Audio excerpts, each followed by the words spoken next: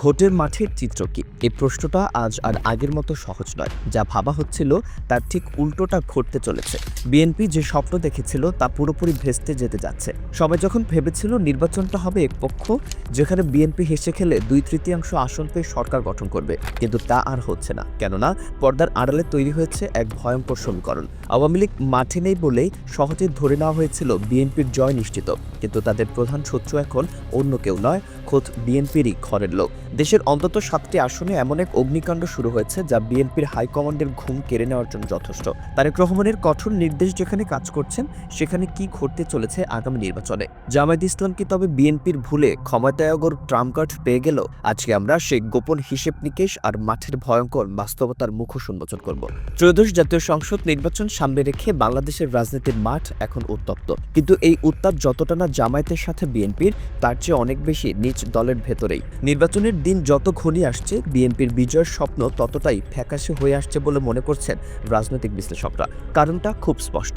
ঘরের শত্রু বিভীষণ নির্বাচন কমিশনের তথ্য এবং মাঠ পর্যায়ের জরিপ বলছে, আসন্ন নির্বাচনে অন্তত 7টি আসনে বিএনপির কপালে চিন্তার ভাঁজ ফেলে দিয়েছেন দলেরই বিক্ষুব্ধ নেতারা। এরা কেউ বহিষ্কৃত, কেউ বা সাবেক নেতা, আবার কেউ হেভিওয়েট নেতাদের পরিবারের সদস্য। সব মিলিয়ে প্রায় 89 জন এমন প্রার্থী স্বতন্ত্র হিসেবে দাঁড়িয়েছেন যারা সরাসরি বিএনপির রাজনীতির সাথে যুক্ত ছিলেন বা আছেন। এই বিপুল সংখ্যক বিদ্রোহী প্রার্থী নির্বাচনের পুরো গণিতটাই উল্টে দিতে পারে। বিএনপির থিঙ্ক ট্যাঙ্করা ভেবেছিলেন আওয়ামী লীগ যেহেতু নির্বাচনী মাঠে নেই, তাই এবার ফাঁকা মাঠে গোল দেওয়া যাবে, কিন্তু রাজনীতিতে ফাঁকা মাঠ বলে কিছু নেই। বিএনপির এই দুর্বলতার সুযোগটি পুরোদমে লুফে নিচ্ছে তাদেরই দীর্ঘদিনের জোট সঙ্গী জামায়াত ইসলামী। জামায়াতের নেতৃত্বে 11 দলীয় যে জোট গঠিত হয়েছে, তারা এখন বিএনপির প্রধান প্রতিদ্বন্দ্বী হয়ে দাঁড়িয়েছে। বিশেষ করে যেসব আসনে বিএনপির বিদ্রোহী প্রার্থী আছে, সেখানে ভোট ভাগাভাগির সুযোগে জামায়াত অনায়াসেই পার হয়ে যাওয়ার স্বপ্ন দেখছে।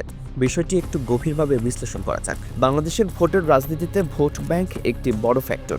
প্রতিটি বড় দলেরই কিছু নিজস্ব রিজার্ভ ভোট থাকে, যা পরিস্থিতি যাই হোক না কেন দলের মার্কায় পড়ে। কিন্তু সমস্যাটা হয় তখন যখন একই দলের একাধিক জনপ্রিয় মুখ ভোটে দাঁড়ায়। স্বতন্ত্র হিসেবে দাঁড়ানো বিএনপির এই বিদ্রোহী প্রার্থীরা মূলত তৃণমূলের শক্তিশালী নেতা। তাদের নিজস্ব কর্মী বাহিনী আছে, এলাকায় প্রভাব আছে। ফলে বিএনপির ধানের শীষের ভোট ব্যাংক এখন 2 ভাগে ভাগ হয়ে যাচ্ছে। আর এই 2 ভাগের ঝগড়ায় তৃতীয় পক্ষ হিসেবে লাভবান হচ্ছে জামায়াত ইসলামী, যাকে বলা হয় 2 বিড়ালের ঝগড়ায় বানরের পিঠা ভাগ। এবার নির্দিষ্ট কিছু এলাকার দিকে নজর দেওয়া যাক, যেখানে এই সংকট প্রকট আকার ধারণ করেছে। পাবনার দিকে তাকালে দেখা যায় এক অদ্ভুত চিত্র। পাবনার 4 আসনে বিএনপির মূল প্রার্থী হাবিবুর রহমান হাবিব। তিনি দলের চেয়ারপারসনের উপদেষ্টা, কিন্তু তাকে চ্যালেঞ্জ ছুড়ে দিয়ে স্বতন্ত্র প্রার্থী হয়েছেন জেলা বিএনপির সাবেক যুগ্ম সম্পাদক জাকারিয়া পিন্টু। একই অবস্থা পাবনা 3 আসনেও। সেখানে বিএনপির প্রার্থীর বিরুদ্ধে দাঁড়িয়েছেন সাবেক এমপি। মজার ব্যাপার হলো, এই পর্যন্ত এই আসনগুলোতে জামাত কখনোই সুবিধা করতে পারেনি, কিন্তু এবার বিএনপির ভোট ভাগ হয়ে যাওয়ার সুবাদে জামাত এখানে জয়ের সুবাস পাচ্ছে। বাগেরহাটের চিত্র আরও ভয়াবহ। সেখানকার 4টি আসনে বিএনপির বিদ্রোহী প্রার্থী রয়েছেন। 1991 ও 2001 সালে এই আসনগুলোতে জামায়াত জয়ী হয়েছিল। এবার বিএনপির অভ্যন্তরীণ কোন্দলে সে পুরনো ইতিহাস আবার ফিরিয়ে আনতে পারে বলে মনে করছেন বিশ্লেষকরা। অর্থাৎ নিজেদের ভুলে বিএনপি তাদের আসন নিশ্চিতভাবে জামায়াতের হাতেই তুলে দিচ্ছে। শুধু নিজেদের দল নয়, জোটের শরিকদের সাথেও বিএনপির এক ধরনের প্রতারণাপূর্ণ আচরণ লক্ষ্য করা যাচ্ছে, যা শেষ পর্যন্ত বিএনপির জন্যই কাল হয়ে দাঁড়াচ্ছে। কথা ছিল এই 4 আসনে বিএনপি কোনো প্রার্থী দেবে না, কিন্তু বাস্তবে দেখা যাচ্ছে প্রতিটি আসনেই বিএনপির নেতারা বিদ্রোহী হিসেবে দাঁড়িয়ে গেছেন। সিলেট 5 আসনের কথাই ধরুন। এখানে জমিয়ত সভাপতি মাওলানা ওবায়দুল্লাহ ফারুক ধানের শীষ বা জোটের সমর্থনে লড়ছেন, অথচ তার বিরুদ্ধে দাঁড়িয়েছেন জেলা বিএনপির সহসভাপতি। শুধু দাঁড়িয়েই ক্ষান্ত হননি, স্থানীয় বিএনপি নেতাকর্মীরা প্রকাশ্যে তার পক্ষে কাজ করছেন। নীলফামারী 1, নারায়ণগঞ্জ 4 এবং ব্রাহ্মণবাড়িয়া 2 আসনেও একই নাটকের মঞ্চন হচ্ছে। ব্রাহ্মণবাড়িয়া 2 আসনে জমিয়ত নেতার বিরুদ্ধে লড়ছেন বিএনপির হেভিওয়েট নেত্রী ব্যারিস্টার রুমিন ফারহানা।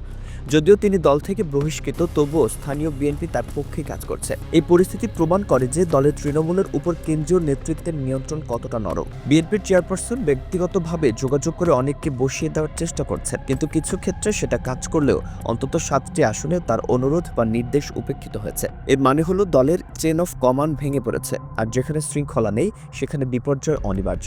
রাজনৈতিক বিশ্লেষকরা বলছেন, এই বিদ্রোহী প্রার্থীরা যদি শেষ পর্যন্ত মাঠে থাকেন তবে বিএনপির আসন সংখ্যা ড্রামাটিকলি কমে যাবে। আর যদি কোনোভাবে তারা জিতেও আসেন তবে নির্বাচনের পর তারা দলের নিয়ন্ত্রণে থাকবে কিনা তা নিয়ে যথেষ্ট সংশয় রয়েছে। তবে এবারের নির্বাচনের সবচেয়ে বড় চমক হতে যাচ্ছে নারী ও তরুণ ভোটাররা, এবং এখানেই বিএনপির সবচেয়ে বড় কৌশলগত ভোটটি করেছে বলে মনে করেছে। দেশের মোট ভোটারের প্রায় অর্ধেক নারী। অতীতে দেখা গেছে নারীরা সাধারণত রক্ষণশীল দলগুলোর চেয়ে তুলনামূলক মডারেট দলগুলোকে ভোট দিতে পছন্দ করেন, কিন্তু এবার মাঠের চিত্র ভিন্ন। জামায়াত ইসলামী তাদের জনসভাগুলোতে বিপুল সংখ্যক নারীর উপস্থিতি নিশ্চিত করছে। বোরকা পরিহিত এই নারীরা শুধু সভায় আসেন না, তারা বাড়ি বাড়ি গিয়ে ভোটও চাচ্ছেন। জামায়াতের এই নারী উইং অত্যন্ত সুশৃঙ্খল এবং সক্রিয়। অন্যদিকে বিএনপির কর্মীরা এই নারী জাগরণকে ভালোভাবে নিচ্ছে না। দেশের বিভিন্ন স্থান থেকে খবর আসছে যে বিএনপির নেতাকর্মীরা জামায়াতের নারী কর্মীদের প্রচারণায় বাধা দিচ্ছেন। কোথাও কোথাও তাদের বোরখা বা হিজাব নিয়ে কটূক্তি করা হচ্ছে, এমনকি গায়ে হাত তোলার মতো নেক্কারজনক ঘটনার অভিযোগ উঠছে। এ ধরনের আচরণ বিএনপির জন্য আত্মঘাতী হতে পারে, কারণ বাংলাদেশের গ্রামীণ জনপদ এবং ধর্মপ্রাণ মানুষের কাছে নারীর অসম্মান অত্যন্ত স্পর্শকাতর। বিশ্ববিদ্যালয়গুলোর সাম্প্রতিক ছাত্র সংসদ নির্বাচনগুলোতেও দেখা গেছে তরুণরা বিএনপির গতানুগতিক রাজনীতি থেকে মুখ ফিরিয়ে নিচ্ছে। অন্যদিকে জামায়াত নিজেদের একটি শৃঙ্খলা এবং আধুনিক মোড়কে উপস্থাপন করার চেষ্টা করছে। তারা নারীদের নিরাপত্তা এবং সম্মানের কথা বলে নারী ভোট ব্যাংক নিজেদের দিকে টানার চেষ্টা করছে। বিএনপির পুরুষতান্ত্রিক এবং পেশিশক্তি নির্ভর রাজনীতি নারীদের জামায়াতের দিকে ঠেলে দিচ্ছে। যদি নারীদের একটি বড় অংশ জামায়াতে ভোট দেয় তবে অনেক আসনের ফলাফল সম্পূর্ণ অপ্রত্যাশিত হতে পারে। সার্বিক পরিস্থিতি বিশ্লেষণ করলে দেখা যায় বিএনপি ভেবেছিল আওয়ামী লীগহীন মাঠে তারা সহজেই জিতে যাবে।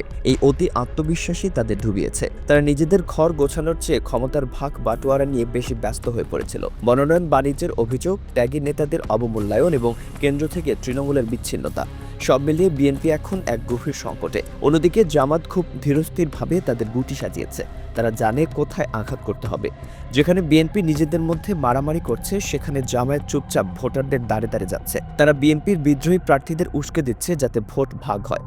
এই কৌশল যদি সফল হয় তবে আগামী সংসদে আমরা হয়তো এক শক্তিশালী জামায়াত ইসলামীকে দেখতে পাবো, যা বিএনপির জন্য হবে এক বড় রাজনৈতিক পরাজয়। এখন প্রশ্ন হলো, নির্বাচনের বাকি দিনগুলোতে বিএনপি কি পারবে তাদের বিদ্রোহীদের বাঘে আনতে, নাকি ৭টি আসনে ধানের শীষের সলিলি সমাধি হবে নিজেদের লোকেরই হাতে? তারেক রহমানের নেতৃত্ব কি পারবে এই ভাঙন ঠেকাতে, নাকি এই নির্বাচনই হবে বিএনপির সাংগঠনিক দুর্বলতার চূড়ান্ত দলিল? উত্তর পেতে আমাদের অপেক্ষা করতে হবে ভোটের দিন পর্যন্ত। তবে একটা কথা নিশ্চিত, এই নির্বাচন যতটা সহজ ভাবা হয়েছিল ততটা সহজ হচ্ছে না। মাঠের হাওয়া বলছে সামনে অপেক্ষা করছে এক বড় ও রাজনৈতিক ভূমিকম্প। রাজনীতির মাঠের প্রতি মুহূর্তের খবর এবং এমন গভীর বিশ্লেষণ পেতে আমাদের সাথেই থাকুন। আর অবশ্যই সাবস্ক্রাইব করে আমাদের পরিবারের সদস্য হয়ে যান।